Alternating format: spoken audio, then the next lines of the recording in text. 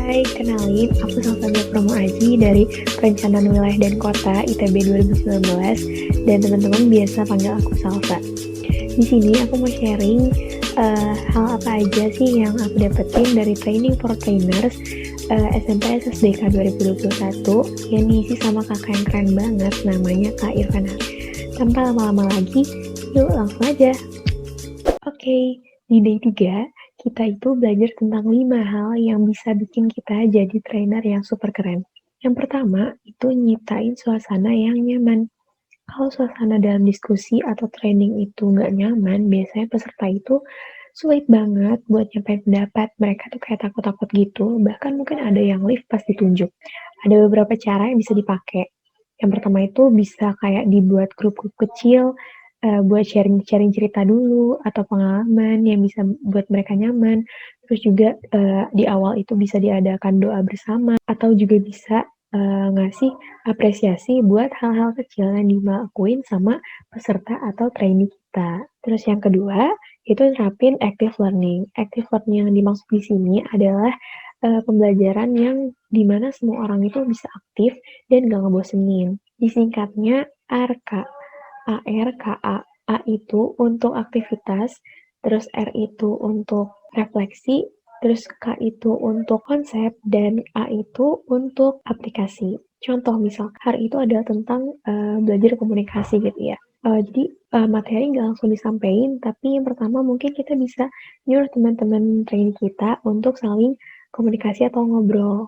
Habis itu baru kita refleksi atau kita bisa nanya ini, tadi kira-kira kenapa ya? Kira-kira kok bisa komunikasinya itu agak weird atau hening atau gimana gitu. Kita bisa tanyain ke menti-menti kita. Terus baru yang ketiga kita ajarin konsep yang benernya kayak gimana. Baru yang terakhir aplikasi mungkin bisa dikasih tugas atau praktek kayak gimana komunikasi yang bener yang udah diajarin sebelumnya. Ketiga, beranin trainer bukan teacher. Jadi di sini bedanya kalau teacher atau guru biasa itu nyampeinnya tuh ceramah, nasihat gitu kan. Kalau trainer itu harus ngedorong trainee-trainee-nya buat aktif juga nyampein pendapat. Terus juga inti pelajarannya bisa mereka ambil sendiri gitu. Terus juga kalau guru biasanya nunjuk murid yang aktif doang kan. Tapi kalau trainer itu harus bisa ngasih kesempatan buat trainee-trainee-nya yang kurang aktif juga buat berpendapat juga. Terus yang keempat, itu punya banyak stok ice breaking. Jadi ice breaking ini nggak ada batasannya, nggak harus kayak gimana-gimana, yang penting bikin seru dan bikin peserta atau trainee fokus lagi. Mungkin bisa kayak tebak-tebakan, terus juga games atau ngobrolin isu-isu yang lagi anget gitu juga bisa. Pas banget lagi ngomongin ice breaking, jadi aku punya tebak-tebakan. Tebak-tebakannya kayak gini.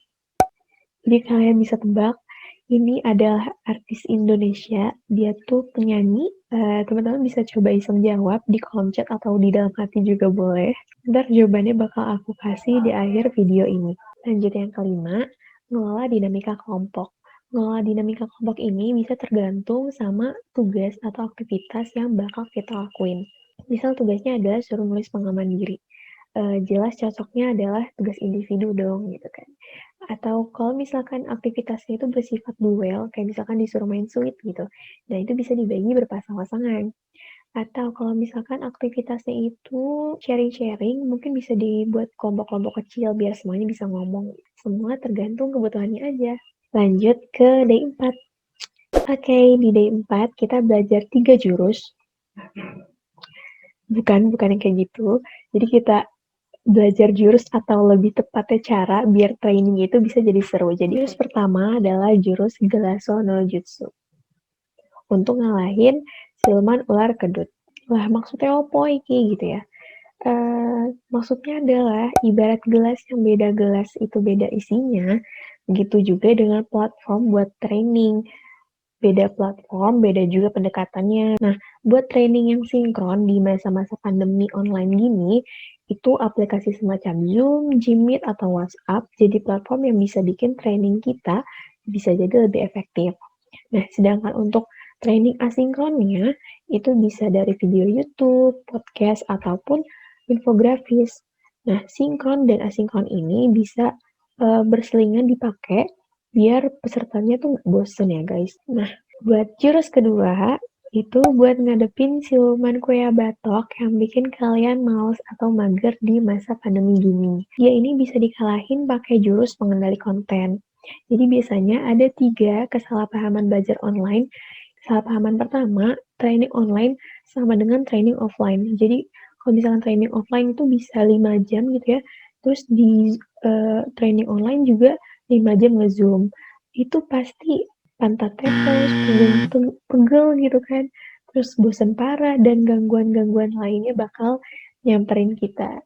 Nah, makanya harus banget dicampur sama kegiatan lain kayak misalkan diskusi ataupun nyata ataupun ngobrol dan juga yang lainnya. Yang kedua, training online sama dengan nontonin video atau nge-Zoom. Sobat miskin seperti saya yang fakir akan kuota ini akan terseok-seok ya bun. Makanya butuh media yang dipakai diselingin dengan media-media yang lain gitu. Misalkan kayak podcast, infografis, atau bacaan yang dikemas secara ringan. Biar nggak ngabisin kuota gitu. Terus yang ketiga, adalah belajar online sama dengan belajar dengan satu channel. Ini tuh kayak bosen banget gak sih kalau misalkan kita belajar cuma pakai satu channel yang ya udah gitu-gitu aja gitu. Nah ini tuh berlaku juga buat platform. Kalau misalkan platform kita tuh itu-itu aja, bosen banget gitu kan. Biar trainee-trainee kita ini nggak bosen, kita tuh bisa banget cari-cari platform-platform baru buat setiap tahapan di training. Misalnya evalnya tuh pakai Kahoot atau misalkan ada form feedback itu bisa pakai Jotform.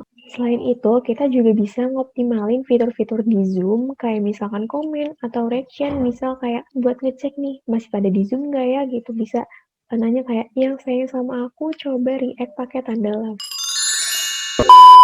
Jurus ketiga adalah gamifikasi no jutsu. Jadi yang dimaksud di sini adalah mengubah materi yang ngebosenin jadi kayak main game. Tapi nggak bisa sembarangan pastinya. Jadi ada 8 elemen utama dalam mengubah materi jadi berasa kayak game. Selain itu, game yang dihasilin harus juga mengandung 5R. Oke, dan kita udah sampai di akhir video. Jadi kayak yang aku bilang tadi, tebak-tebakannya yang bakal aku jawab sekarang dan jawabannya adalah tulus. Kenapa tulus? Karena kita ngasih uang, terus ada gambar tulus dada. Tulus dada itu kan biasanya identik dengan ikhlas atau tulus. Maafin banget kalau ada kata-kata yang salah. See you dan assalamualaikum.